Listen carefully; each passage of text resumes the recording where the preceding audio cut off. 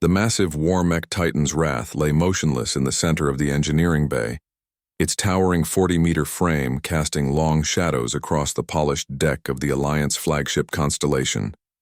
For 3 days, the galaxy's finest engineers had swarmed over its hull like worker ants, their tentacles, manipulator arms, and quantum tools probing every circuit and servo.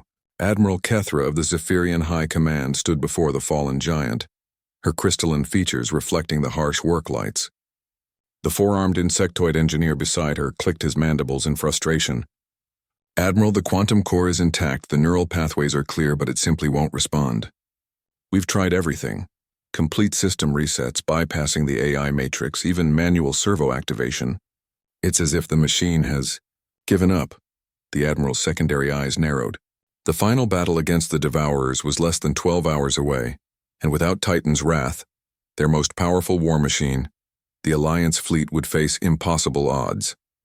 The Mech had single-handedly turned the tide of 3 major battles, its hybrid human-Zephyrian technology proving superior to anything in the galaxy.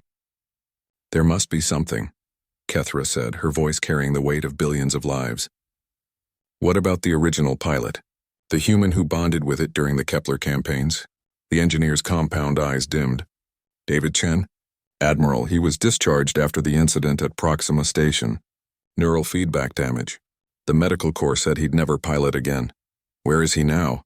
Last I heard he was working as a maintenance tech on Luna Station. But Admiral, even if we could find him..." "Find him," Kethra commanded. "Now."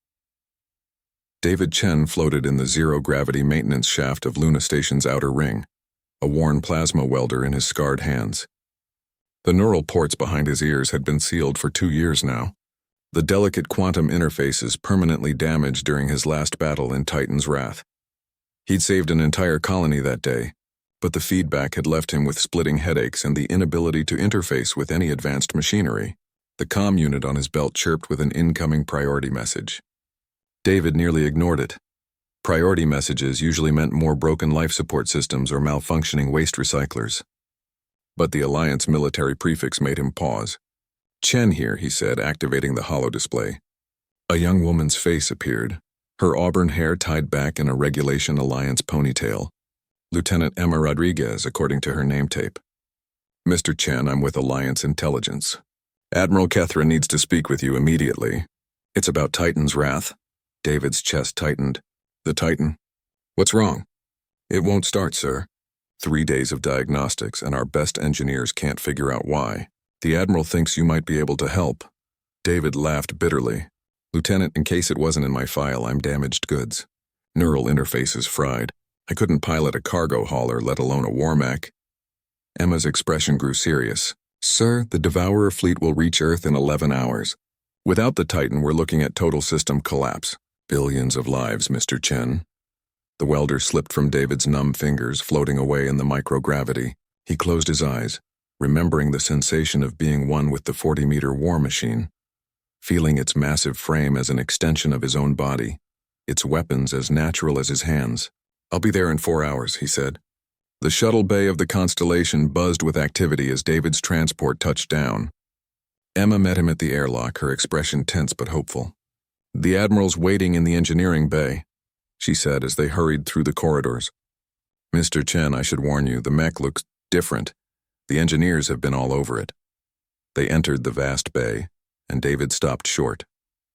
Titan's Wrath stood before them, but something was wrong. The sleek armor panels were open, revealing the intricate hybrid technology within. Cables and diagnostic equipment covered its frame like mechanical parasites. Admiral Kethra approached, her forearms spread in the Zephyrian gesture of desperate hope. "David Chen, we meet at last." "Admiral," David nodded. "Though I'm not sure what I can do that your engineers can't." "Walk with me," Kethra said, leading him toward the mech's feet. "Tell me, what do you see?" David studied the machine that had once been his partner, his other self. The engineers had exposed every system, cataloged every component. It looked like a dissected corpse. "You've taken it apart," he said quietly. "Only externally. We needed to access the systems." "No," David shook his head. "You don't understand. Titan's Wrath isn't just a machine.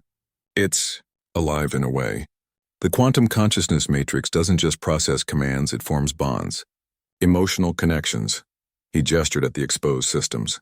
How would you feel if someone stripped you naked and poked at your insides for 3 days while you couldn't move or scream?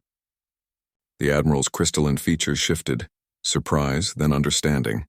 You believe it's traumatized? I know it is.